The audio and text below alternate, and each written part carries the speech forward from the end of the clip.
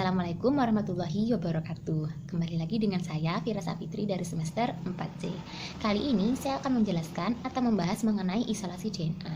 Di mana isolasi DNA ini adalah proses pemisahan molekul DNA dari protein, membran sel, dan molekul-molekul lainnya yang berada dalam inti sel yang selanjutnya akan kita gunakan untuk langkah berikutnya, tergantung dari penelitian atau research yang akan kita gunakan. Di mana terdapat banyak sekali protokol mengenai isolasi DNA ini, sehingga ada banyak sekali reagen, metode, ataupun waktu yang kita gunakan dalam melakukan praktikum ini. Tentu saja pasti ada cara yang mudah, apalagi sekarang sudah terdapat kit mengenai isolasi DNA, sehingga memudahkan teman-teman untuk melakukan isolasi DNA sendiri. Nah, pada umumnya ini isolasi DNA memiliki 4 tahapan. Yang pertama yaitu lisis, yaitu proses perusakan atau penghancuran sel, di mana tujuannya yaitu mengeluarkan DNA yang terkandung dalam inti sel tanpa merusak keutuhan DNA tersebut. Langkah yang kedua yaitu presipitasi atau pemisahan, di mana tujuannya yaitu untuk memisahkan molekul DNA dari molekul-molekul seperti RNA, protein, dan molekul-molekul sel lainnya. Dan yang ketiga adalah purifikasi, di mana tujuannya yaitu untuk mendapatkan DNA murni tanpa atau dengan harapan tanpa terkontaminasi dari molekul-molekul sel lainnya. Nah, yang keempat ini ada 2 tahapan, yaitu tahapan uji kualitatif dan kuantitatif, di mana uji kualitatif ini yaitu untuk menghitung atau menentukan jumlah DNA yang terkandung dalam suatu zat menggunakan metode spektrofotometri UV visible.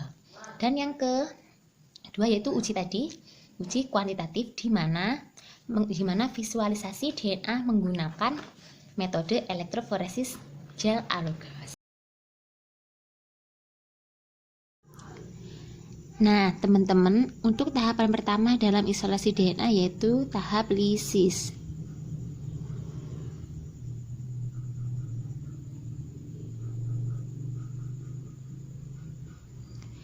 Tahap lisis ini dilakukan untuk menghancurkan sel-sel mekanik secara mekanik atau kimiawi. Jadi sampel akan dihancurkan menggunakan mortal atau plastik.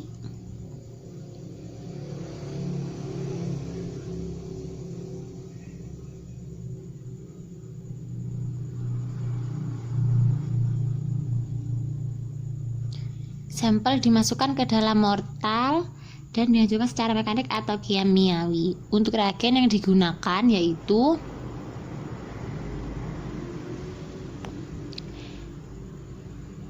SDB untuk bakteri dan hewan, dan reagen CTAB untuk sampel tumbuhan.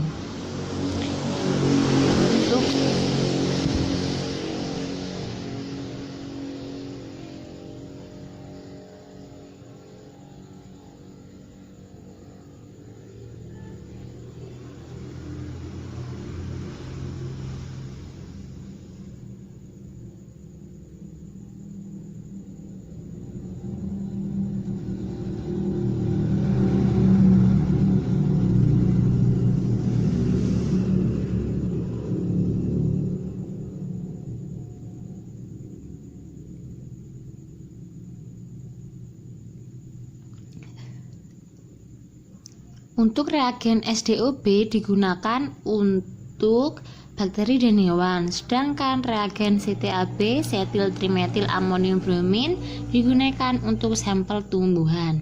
Fungsi reagen ini adalah untuk mendegradasi sel, membran sel, dan protein. Pada step ini kita juga menggunakan EDTA yang mana berfungsi sebagai penjaga stabilitas DNA agar tetap stabil atau tidak rusak pada proses lisis.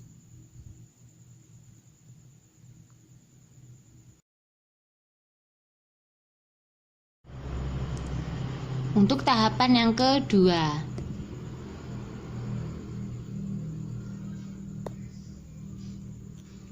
yaitu proses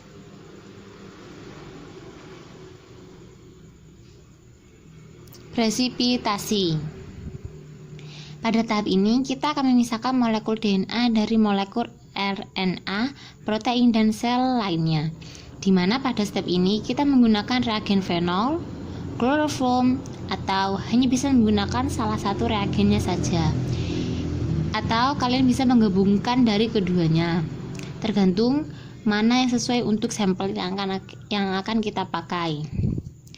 Caranya,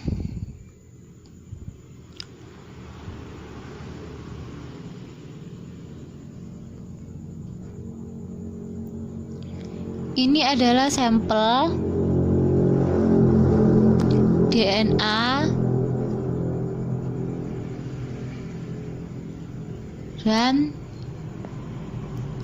RNA.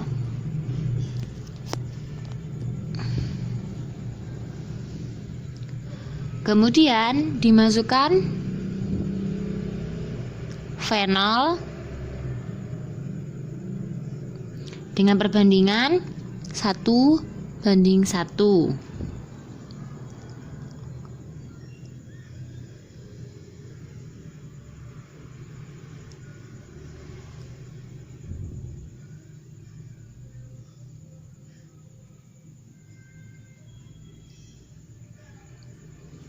Maaf gambarnya jelek.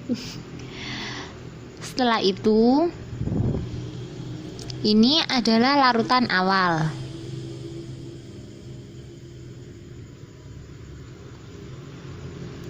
Kemudian sebelah sini adalah bagian dari fenol. Setelah itu dikocok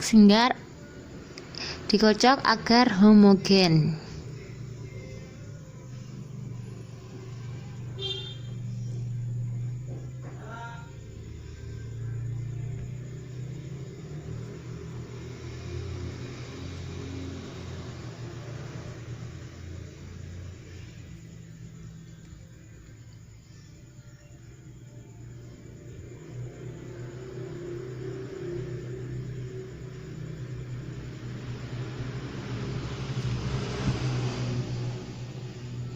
Setelah homogen,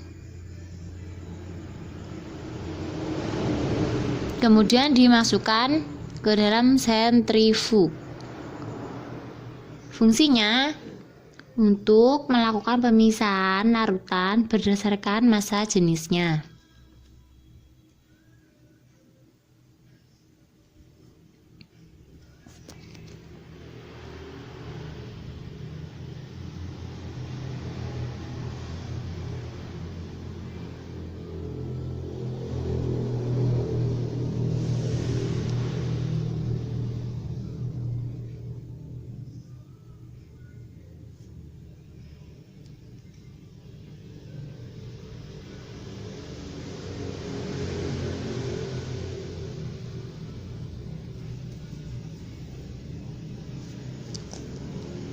Setelah itu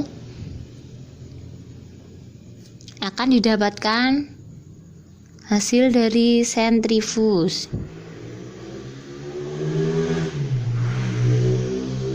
Di mana bagian atas adalah DNA dan RNA, dan bagian bawah adalah fenol, protein, dan sel lainnya.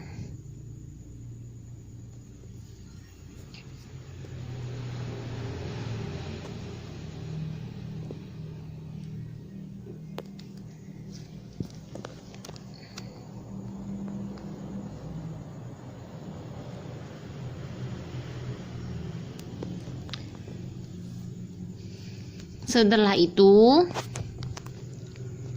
reagen atau suspensi yang kita dapatkan tadi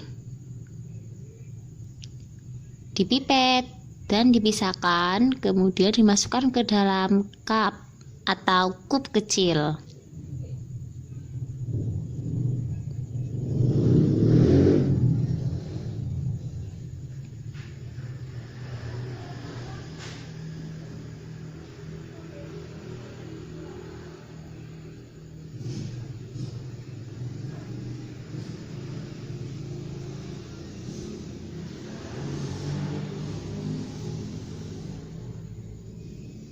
Jangan lupa dipipet hanya lapisan atas saja. dan dimasukkan ke dalam cup kecil. Kemudian selanjutnya menuju ke step 3 atau tahap 3.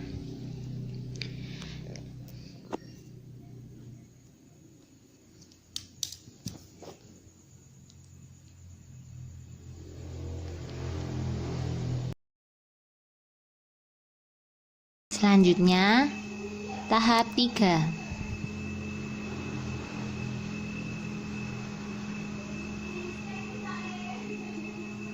Atau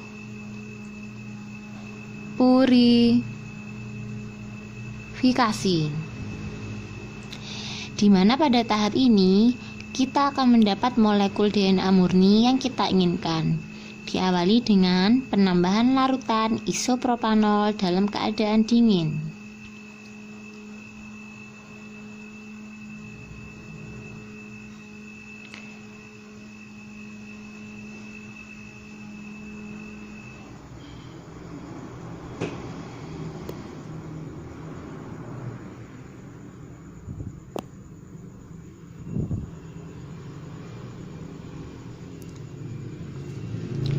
Isopropanol dimasukkan ke dalam tabung hasil presipitasi tadi. Kemudian diinkubasi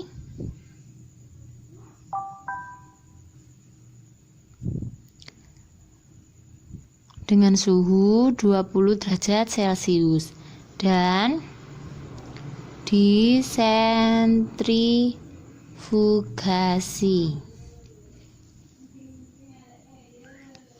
Setelah itu didapatkan hasil dari sentrifuge tadi, di mana bagian atas supernatan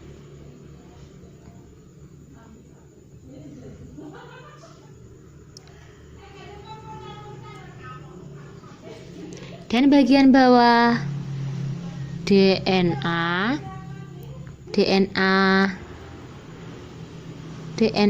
palet yang berwarna putih tersisa. Mengapa kita hanya mengambilkan DNA palet atau mengapa DNA hanya berada di bawah? Karena DNA memiliki muatan yang negatif yang disebabkan grup fosfat yang menyusunnya dengan ditambah isopropanol yang bermuatan positif. Ikatan ini akan semakin menghasilkan molekul dengan ikatan ionik yang stabil, sehingga kita dapat melihat DNA dengan kasat mata. Setelah dari langkah sini,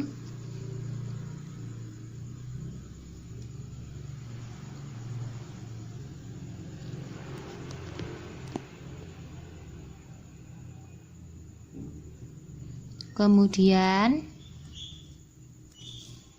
selanjutnya menuju pemipetan.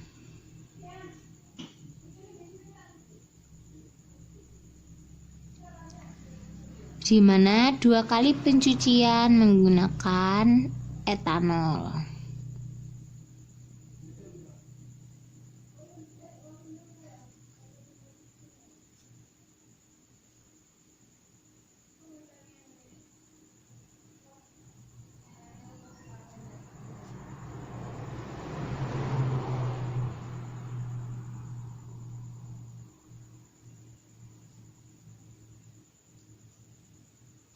Jangan lupa etanol yang digunakan adalah 80% dan juga 100%.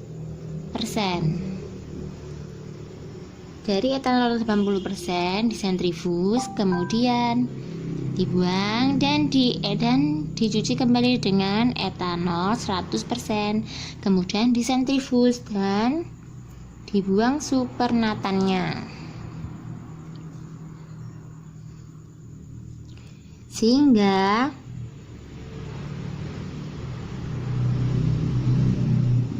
didapatkan bagian bawahnya saja.